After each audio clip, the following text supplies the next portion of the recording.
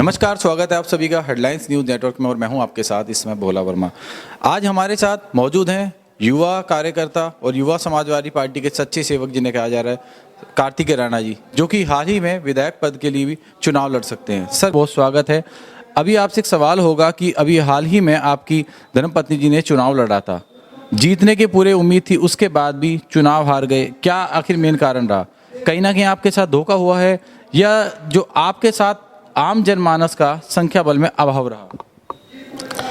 देखिए, सबसे पहले तो आपका शुक्रिया। देखिए, जो ये ब्लॉक प्रमुखी का और जिला पंचायत का चुनाव होता है, इसमें पूरे प्रदेश से, गांव देहात से ब्लॉक प्रमुख में क्षेत्र पंचायत सदस्यों का पहले चयन होता है, पब्लिक चुनती है, फिर वे लोग अपने ब्लॉक प्रमुख को चुनते हैं। तो इस चुनाव की अगर बात करें तो हम लोग तो देखिए पब्लिक ने तो हमें जिता दिया है। वोट हमारे पास 73 वोट थी, हमारे पास 102 में से।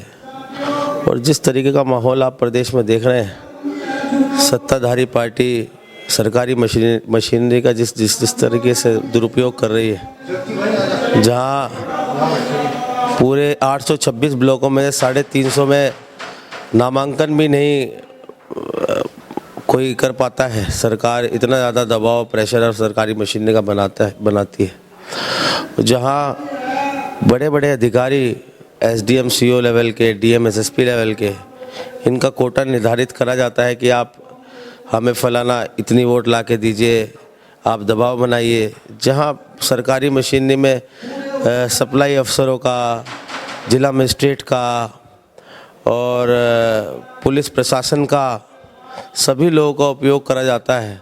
ऐसे में हम लोगों का पहले नामांकन हो पाया, वही बहुत बड़ी बात है। बहुत ज़्यादा पब्लिक हमारे साथ थी, लोगों का आवाम हमारे साथ थी। उसके बाद जो चुनाव हम हारे हैं, वो हम पूरी ईमानदारी से चुनाव लड़ रहे थे। अब सामने वाला पूरी बेईमानी पे अगर उतर जाए, अगर प्रजातंत्र में ईमानदारी बचे ही ना, तो उसमें देखिए कैंडिडेट क्या कर सकता है। लेकिन हाँ, हालांकि हमें हरा दिया गया है, लेकिन मेरा कहना यही है कि जनता की नज़रों में हम जीत के उभरे हैं और जीत के निकले हैं। जीत उम्मीदवारी पक्की थी, लेकिन कहीं ना कहीं जो प्रशासन है उसने सत्ताधारी सरकार के दबाव में आकर के आपकी हार सुनिश्चित करने का काम किया। आने वाले समय में ये भी खबरें आ रही हैं कि आप विधायक पद के उम्मीदवार हो सकते हैं। अपने टिकट को लेकर कितना आप आश्वस्त हैं और आगे की आपकी क्या रणनीति रहेगी? एक तरफ आपके साथ अगर यहाँ पर धोखा हुआ तो आगे की क्या रणनीति आप? देखिए, ऐसा है, मेरा मानना ही है भारतीय जनता पार्टी को चुनाव कराना ही नहीं चाहिए था। अगर वो 50% से ज़्यादा नामांकन रद्द करवा रहे हैं और बिना किसी गलती के लोगों के नामांकन रद्द हो रहे हैं,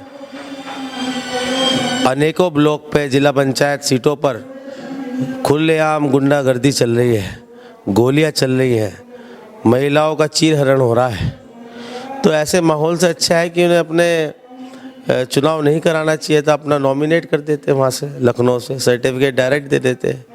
क्योंकि कुछ भी नहीं तो ये एक बहुत आने वाले टाइम में बहुत गलत ट्रेंड सेट हो रहा है, बहुत गलत उदाहरण पेश हो रहा है। आने वाली सरकारें अगर ऐसा करने लगी तो लोकतंत्र के नाम पे कुछ बचेगा नहीं देश में। दूसरा, आपने विधायकी के बारे में पूछा। मैं समाजवादी पार्टी का एक बहुत छोटा सा कार्यकर्ता हूँ। माननीय श्री अखिलेश यादव जी के लिए धरातल पे हम लोग काम करते हैं। जो पार्टी का आदेश होगा, माननीय राष्ट्रीय अध्यक्ष जी हमारे जो भी आदेश देंगे, अगर वो कहेंगे चुनाव लड़ने के लिए, तो उसे पूरी मेहनत और पूरी शिद्दत के साथ हम लोग लड़ेंगे, क्योंकि जनता का अपार समर्थन हम लोगों को मिल रहा है। और अगर नहीं भी देंगे, खुले शब्दों में आप सभी लोगों से कहना चाहता हूँ, पत्रकार बंधुओं के माध्यम से, कि अगर किसी और को भी चुनाव लड़ाने की जिम्मेदारी माननीय राष्ट्रीय अध्यक्ष जी हमें देंगे, तो उसे भी पार्टी लाइन पे पूरी मेहनत करके, पूरी ईमानदारी से हम लोग चुनाव लड़ाएंगे। और सिर्फ अपना मार्केटिंग, मास मार्केटिंग करते हैं, चूँकि मैं भी मार्केटिंग स्टूडेंट रहा हूँ, मैंने लंदन से अपनी मार्केटिंग की पढ़ाई करी। जिस तरीके से ये मास मार्केटिंग करते हैं, आप देखिए, कुछ समय पहले एक इन्वेस्टर समिट कराया गया था उत्तर प्रदेश में, जिसमें कहा गया था कि 3.5 लाख 4 लाख करोड़ की इन्वेस्टमेंट उत्तर प्रदेश में होने जा रही है। मैं पूछना चाहता हूँ, कहाँ वो लाखों करोड़ की इन्वेस्टमेंट? कितनी कंपनियां सेटअप हुई, कितनी जगह एलोकेट करी गई, कितनी इन्वेस्टमेंट यहाँ पे आई? उसके अलावा उत्तर प्रदेश में कितनी स्मार्ट सिटीज़ बनाई गई। अगर आज इस चीज़ की जांच हो जाए कि स्मार्ट सिटीज़ के नाम से जो पैसा केंद्र सरकार ने उत्तर प्रदेश सरकार को दिया था और वो पैसा कहाँ इस्तेमाल हुआ है, तो ये सरकार के जितने मुख्यमंत्री हैं, उत्तर प्रदेश के बड़े बड़े अधिकारी और मुख्यमंत्री जेल में आपको मिलेंगे। तो इस तरीके का इन लोगों ने लोगों में इस तरीके का माहौल बनाया है, सिर्फ मास मार्केटिंग के आधार पे। जितने भी हमारे पत्रकार बड़े बड़े मीडिया हाउसेज हैं, उनका इस्तेमाल करके, एडवर्टाइज़ करके अपने आप को, जो काम कभी धरातल पे हुआ ही नहीं, उस चीज़ का प्रचार ये लोग करते हैं। और लोग इस बात को समझ रहे हैं कि इन लोगों ने पिछले कुछ समय में कुछ नहीं किया है। आप देखिए, कोरोना वायरस से 2 साल से हमारा देश जूझ रहा था, प्रदेश जूझ रहा था। अगर कोई आदमी अपनी आवाज़ उठाता था सोशल मीडिया पे कि ऑक्सीजन की कमी है या बेड की कमी है, अस्पतालों में पूरी सुविधा नहीं मिल रही है, तो अगर इस तरीके का कोई आदमी अपनी आवाज़ उठाता तो हमारे मुख्यमंत्री कहते थे कि भाई NSA लगा देंगे, जेल भेज देंगे। तो इस तरीके का माहौल, डिक्टेटरशिप इन लोगों ने चलाई है। देश देश और प्रदेश समझ चुका है।